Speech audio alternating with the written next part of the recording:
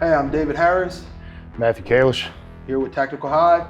We're going to be talking about types of enemies you can encounter and where our training should be focused on.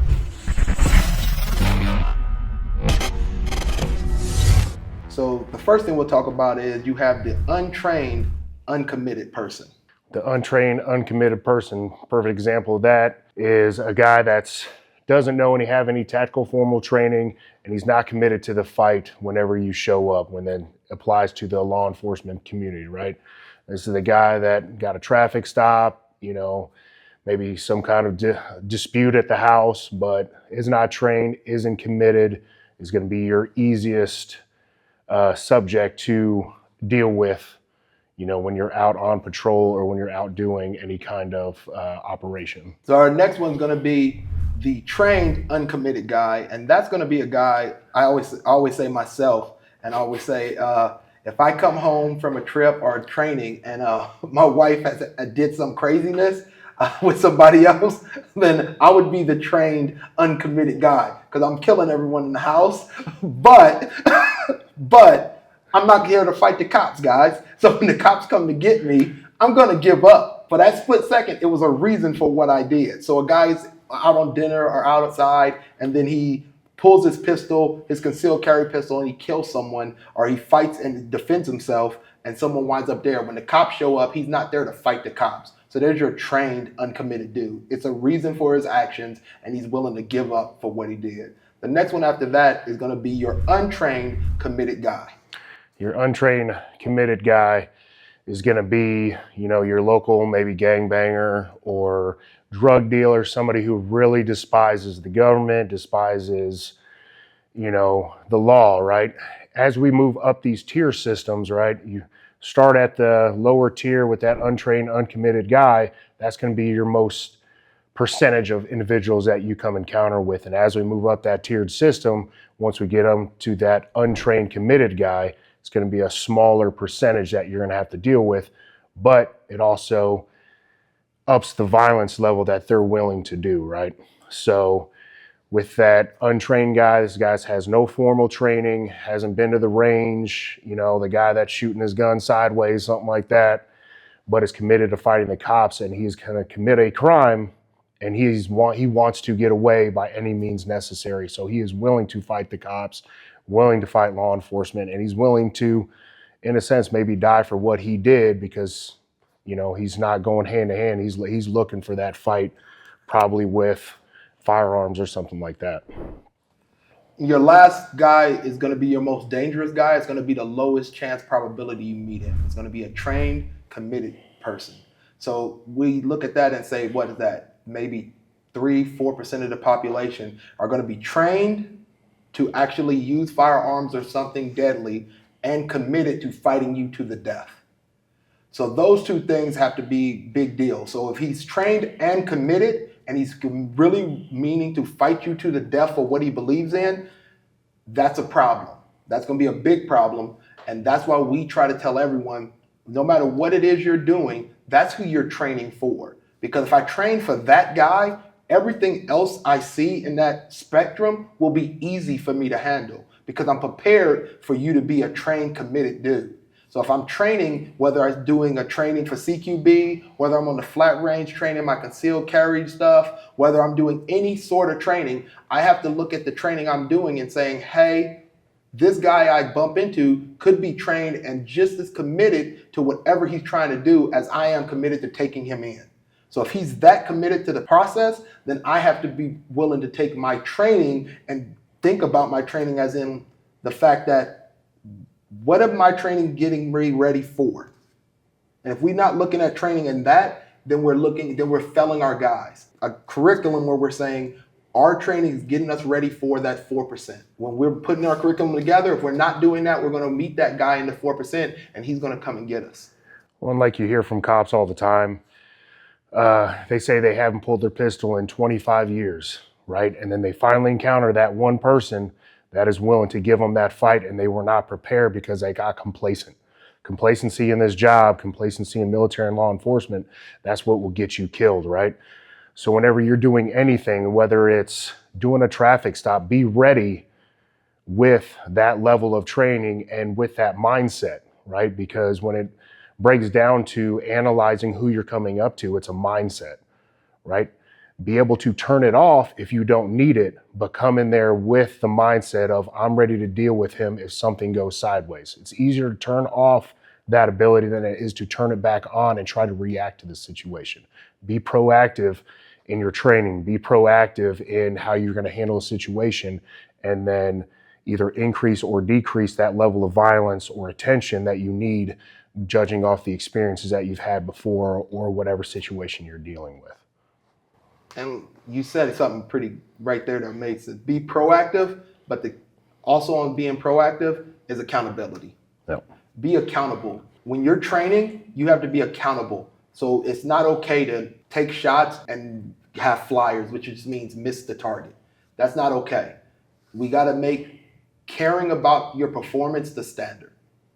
And once we get to that point in our training where we care so much about the performance, it becomes the standard, then we have room to grow and be prepared for that guy. What we run into all the time is limitations, right? Had a class today, guys are talking about limitations in the ability to train when it has to do with work, right? You have to take it upon yourself with accountability to, if you're not up to that par, that standard, that you're willing to do it on your own time. The only way to get better is you probably do it on your own time, because the departments and even the military is not going to afford you the ability or the time to add proficiency to what you are doing, right? So if you're going to do something, be the best at it. And that's going to probably be you doing it on your own time or looking for outside training outside of just work. I look at sports is a great crossover to me in this. Is in the off season for a football player, a basketball player, a baseball player, when their off season hit, they don't stop training.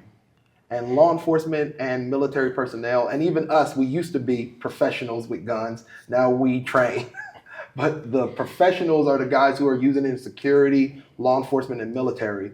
And so when the off season, just because you're off, don't mean you don't take the time to keep training. Just like a football player wouldn't, we got to keep training. And that's just going to be on you to take on. And then I also say that the leadership should provide you that, but sometimes they can't. Well, and that got to be understood, you know? Yeah, we all know the world we live in. You know, there's not enough cops going around right now because of everything going on in the country. So one thing that doesn't matter is that enemy does not care about your excuse of why you didn't get to train, right? Find it within yourself to find that time to be able to handle that top tier guy that's ready, that is committed and trained. And you don't want him to be able to have the ability to be overcommitted than you and have more training than you just because you didn't want to put the time in, because you'd rather, you know, kick your feet up in the chair and watch TV when you could be doing something to better yourself and your skills to stay prepared for that life-saving moment, either for you, but usually it's the guy that gets killed next to you is what you're training for, to make sure he goes home to his family. The reason those type of enemy are important for CQB purposes is because if we're saying that the untrained, uncommitted guy doesn't want to fight us, so we can go in a room and do whatever and it'll be fine, right? Because he doesn't want to fight us.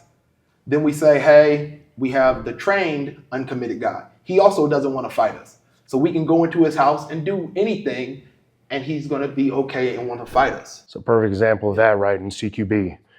You're stacking up on the door, you're making a lot of noise when it comes to CQB, you make entry and you're making a lot of noise because you haven't practiced enough, right? That trained, uncommitted guy knows where you are, so if he did want to do damage to you, he knows where you're at, and if he wanted to, he could get you through that doorway. He could get you through the wall, because unfortunately in CQB for LEO, you can't really shoot through walls, right? You have to PID your targets, positively identify your targets. He does not. So the next guy is going to be the untrained, committed guy. Now, he's willing to fight you and do everything that it's going to take to battle with you, but he's not going to be shooting accurately, right? He's not going to be actually doing things. So we got to have tactics going into his house. He can point at from anywhere in his house and hit the front door. So we need the tactics and the skills to make sure we come out of this alive, more or less, to be straight up. We need those tactics and skills so we come out alive and we want to win. The last guy is the one we have to train for. And that's because he's trained and committed. So at any moment in there, if he knows what he's doing, and we're going to his house, so he has home field advantage. That is a thing. So if he has home field advantage, he's had time to set up, and now we've given him the element of surprise by knocking on the door. If we don't have strong, solid tactics that we have hammered in training, as soon as something goes wrong, or as soon as he takes a vote, because the enemy takes a vote, once the enemy gets their vote, what do? That's why the training for him is so important, because the enemy gets to take a vote too. And then it boils down to sometimes evolution of CQB, right? Yeah. So it's evolved over the years because the tactics that came out 20, 30 years ago, they're outdated, everybody knows them, and they improved, and so does the enemy, right? That trained, committed guy knows your tactics. So if you're not staying up with your tactics and always trying to improve that CQB, you're going to miss a lot of areas that he knows that you're going to miss, right?